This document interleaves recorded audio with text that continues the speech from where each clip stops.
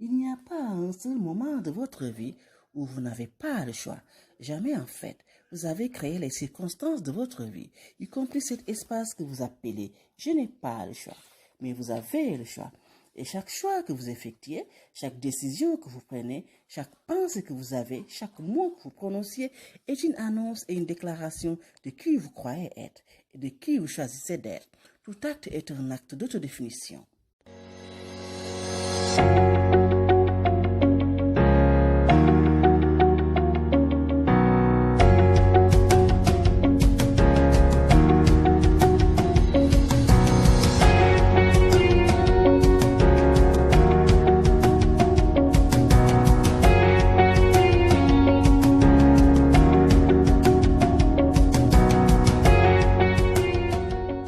Bonjour tout le monde, j'espère que vous allez bien, c'est Amina.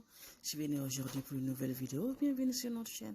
Assalamu alaikum mbokki xarit man la Amina Linguère Mabo dama ñëwoon tey pour vidéo bu bees ak rek daal machallah waxtaan bu bees di am kontaan te am mbégte mu rëy di la retrouver rek aujourd'hui pour une toute nouvelle vidéo. Bienvenue sur notre chaîne. di wax rek nag daal machallah comme ni nga ko gisee ak nekk tiit waxi tey ci lan la ñuy wax les choix de la vie voilà mu nekk ci olof rek daal machallah suñu ay tànneef ak suñu ay décision suñu dundin.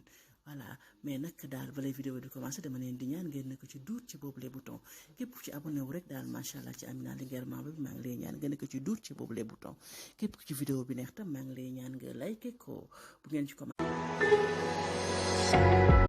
waaw lu ci ëpp suñu àdduna suñu ay choix yu bëri maanaam dañ ñu koy imposer wala ñu koy influencer. Et la plupart du temps, c'est nos parents qui nous les imposent et nos amis et nos fréquentations nous influencent sur la plupart de nos choix de vie.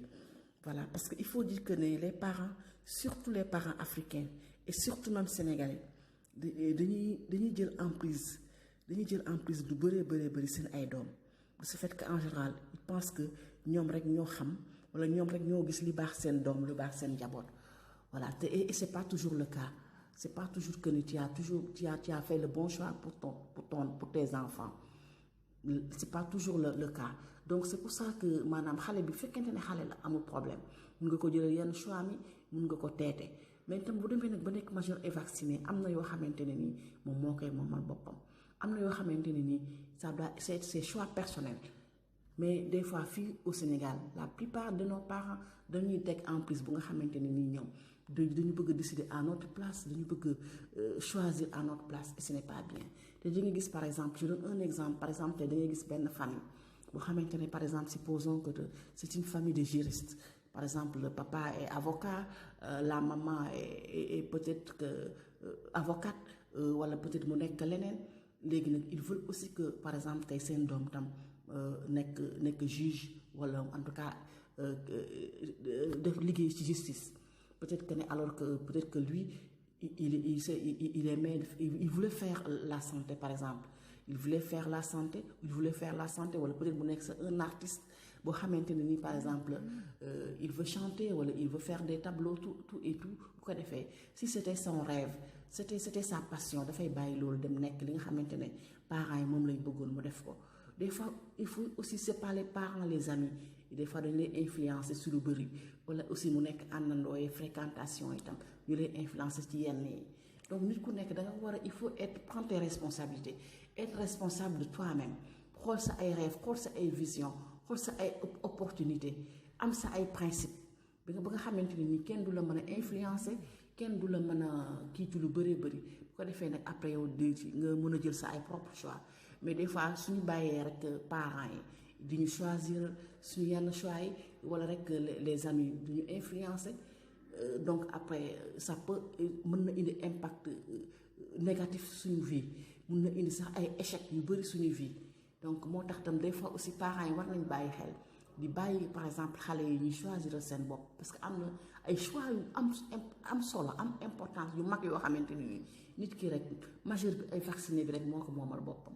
Mais des fois da ngay gis sax dañ koy dégg toujours les artistes les grands artistes chanteurs wala les peintres wala les grands acteurs des fois ils se disent que ne par exemple ñoom bi ñu doon door li nga xamante ne moom lañ bëgg muy seen passion léegi seen ay parents nanguwuñu woon mais peut-être bu ñu toogee ba mu yàgg ñu xam ne kii kat lii la bëgg dañ koy bàyyi mais des fois c'est pas toujours tous les parents qui comprennent ça am na parents yoo xam ne jaral na leen bàyyi la àddina ak àllaaxira wala leneen alors que loolu lépp jarul ko fi te nit ki en général lépp loo xamante ne daf koy def ci àdduna dafa war a nekk passion daf ko war a nekk mu gis ci boppam parce que en général loo xamante ne rek da nga koy def mu passionné la nga gis sa bopp en général dafay nekk loo xamante ne non seulement c'est destiné de vie la mais dafay nekk loo xamante ne sa mission de vie la parce que nous sommes tous des missionnaires donc c'est bien de faire li nga xamante ne tey moo la indi ci àddina def sa mission de vie te en général sa mission de vie moom toujours day nekk loo xamante ne si danga ci am passion bi nekk loo xamante ne da nga koy mën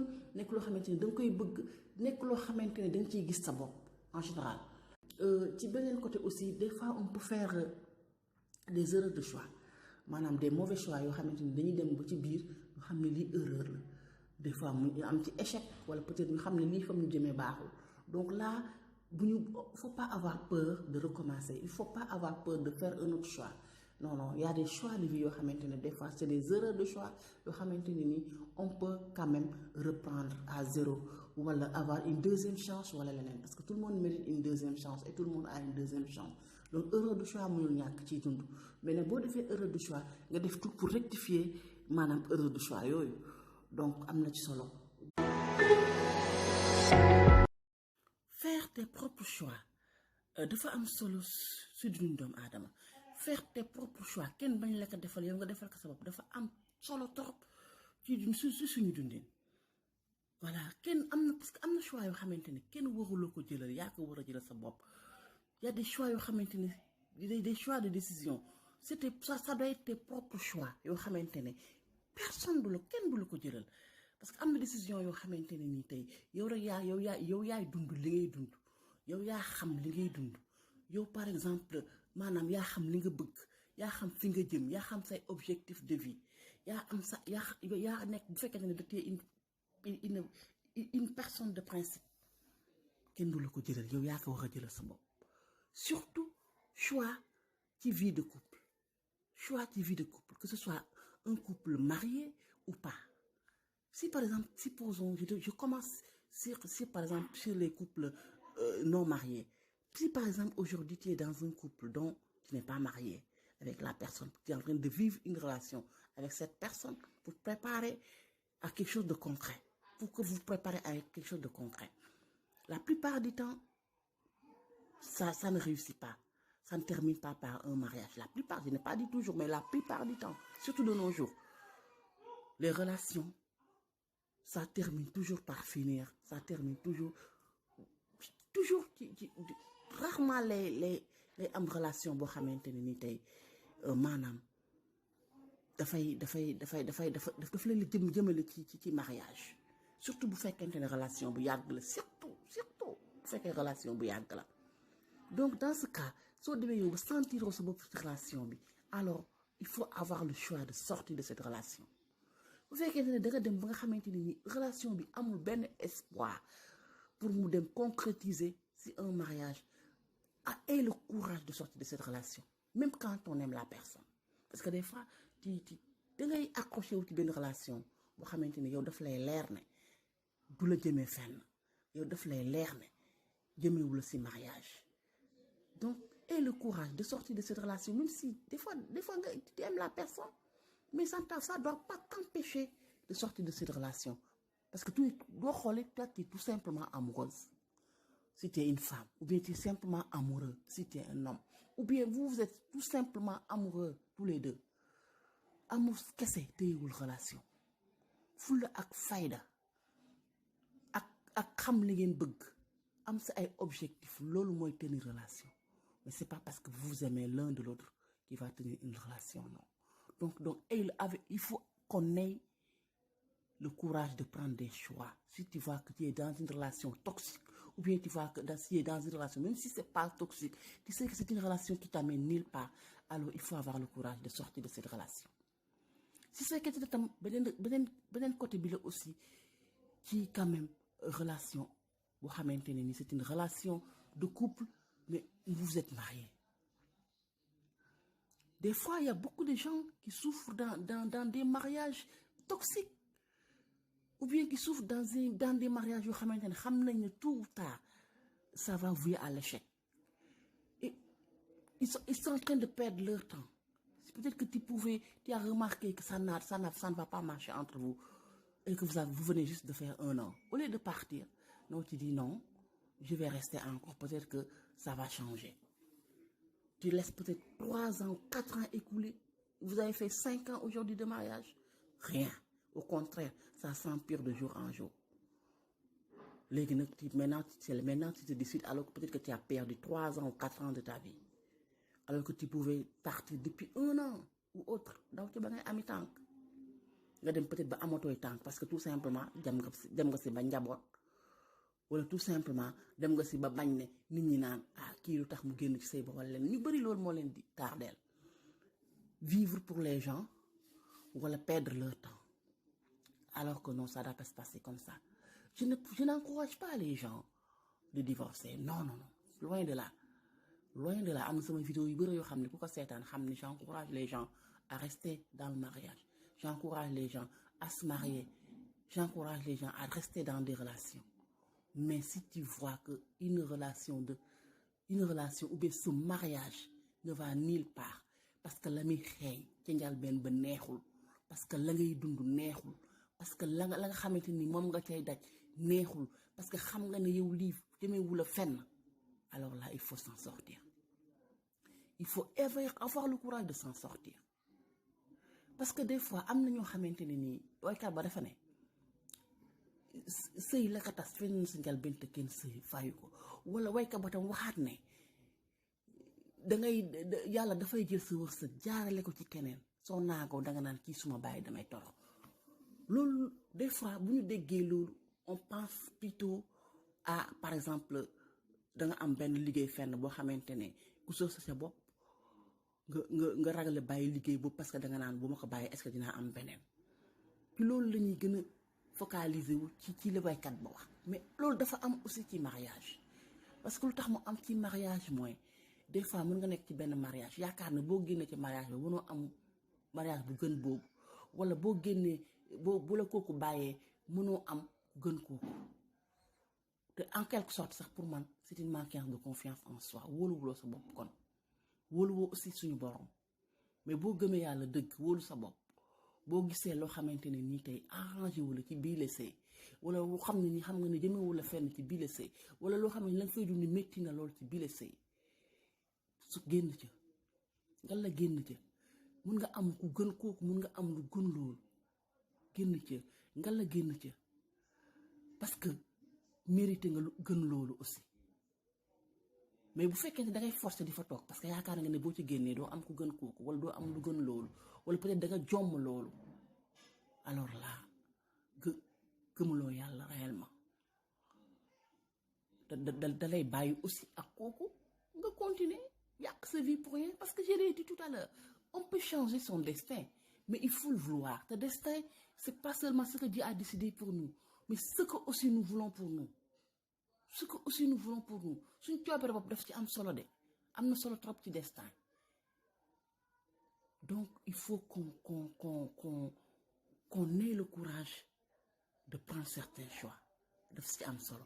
Qu'on ait le courage de quitter certaines choses pour avoir autre chose. Parce que am na loo xam ne bu ñu ci génn lu mën a am leneen. Am na loo xamante ne tant que yaa ngi ci génnoo ci tu peux pas avoir autre chose. Di am choix aussi, surtout qui par exemple savoir rester seul. Am na ñoo xam ne mënuñu ko. Il y a des gens qui ne peuvent pas rester sans relation. Pour ñoom tout le temps dañu war a am copain, dañu war a am copine. Il faut qu'il y ait quelqu'un dans leur vie. Dañu war a vivre peut-être en concubinage. Pour yeneen pays yi nga xamante ne c'est acceptable chez certaines relations, chez certaines religions yi nga xamante ne nii loolu war na mën a nekk. Mais non, on peut vivre seul et épanouir et heureuse. Il y a des gens qui ne croient pas. Il y a des gens qui disent que non, celle-là peut-être qu'elle est malheureuse, c'est pour ça. Non, non. Moi, je crois que des fois, une personne qui est seule peut être 1000 fois plus heureuse qu'une personne qui est en couple, ou bien une personne qui est en compagnie de quelqu'un, ou bien une personne qui est dans un mariage. Parce que le tax loolu mooy tu souffres moins. parce que àdduna c'est vrai facile c'est pas difficile personne ne peut dire je vis sans problème je vis sans souci non mënul nekk mënul ñàkk boo ñàkkee souci sax peut-être pendant quelques jours ou bien pendant un mois deuxième mois bi tu peux avoir toujours des problèmes mais yeneen problème ngay am yeneen problème mu àdduna problème de boulot problème d'argent problème de leneen problème avec ta mère avec ta sœur avec ton frère mais en tout cas doo am problème avec un gars qui t'emmerde doo am problème avec parce que tu es amoureuse tu souffres doo am problème boo doon au moins benn problème wàññeeku donc tu as fait le bon choix de rester seul un moment et c'est bien sax des fois nga tu restes seul pour respirer tuuti parce que supposons tey en 2 ans nga am ci 4 relations yoo xamante ni c'était voué à l'échec mais il est temps de reposer xat bi tuuti pendant au moins te pose tuuti pendant 3 mois pendant 6 mois pendant 1 an pendant 2 ans même pourquoi pas pose tuuti xam xoolaat réellement où tu vas xoolaat réellement avec qui tu veux être avec qui tu veux rester mais tey nga jógee ci biir relation tu as fait une relation de 3 mois près 15 jours après tu te rentres dans une autre relation 6 mois après près ça n'a pas marché tu rentres dans une relation de 4 mois encore ainsi de suite di ko enchaîner mais par finir mën na la sax dofloo kon nañu am suñu ay choix de rester seul buñ ci kenn génne buñu ci. Voilà, on va bientôt terminer cette vidéo et j'espère que ça vous a plu.